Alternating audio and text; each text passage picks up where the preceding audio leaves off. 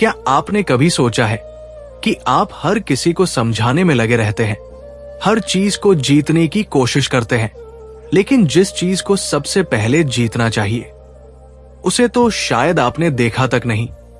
आपका अपना मन। हाँ, वही मन जो दिन भर सोचता रहता है, जो रात को आपको सोने नहीं देता, जो बिना पूछे ही आपको दुखी कर देता है। लेकिन क्या आप जानते हैं, मन आपका दास बन सकता है अगर आप उसे साध लें। आज मैं आपको एक ऐसी यात्रा पर ले चलने वाला हूं जहां आप पाएंगे कि शांति कोई सपना नहीं, बल्कि भीतर बसी हुई एक सच्चाई है जिसे बस जगाने की देरी है। ये कहानी नहीं है, ये आत्मा की पुकार है जो आपसे कहती है, रुको जरा, भीतर झांको, वहां तुम्हारा असली घर है।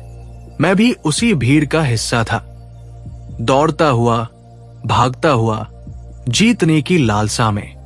पर एक दिन जब सब कुछ होते हुए भी भीतर खालीपन था, तब मुझे लगा, मुझे नहीं पता मैं कौन हूं और मैं क्यों परेशान हूं। उसी दिन मैंने ध्यान करना शुरू किया, ना किसी किताब के कहने पर, ना किसी गुरु के कहने पर, बस इसलिए क्योंकि अब और शोर सहना मुश्किल था।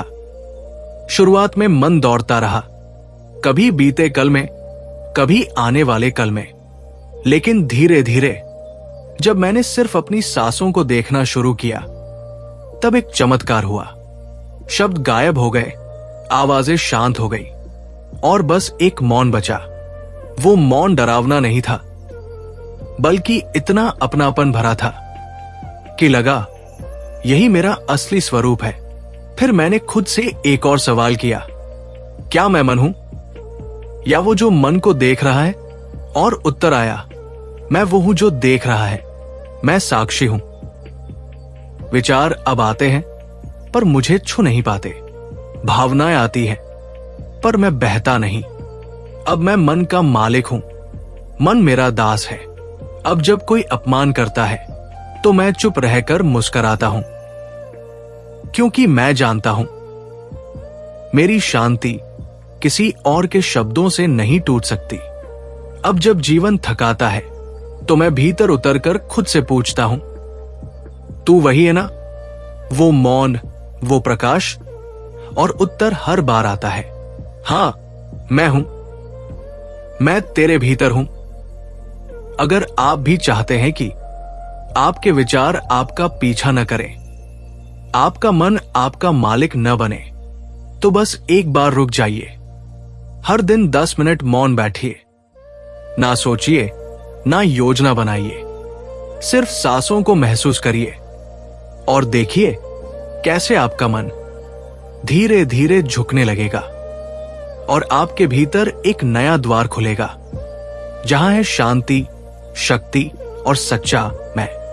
जब आप अपने मन को जीत लेते हैं, तब दुनिया को जीतने की कोई जरूरत नहीं रहती, क्योंकि तब आप वही बन जाते हैं जो आप हमेशा से थे पर कभी पहचान नहीं पाए। शांति कहीं बाहर नहीं है, वो तो आपके अंदर है।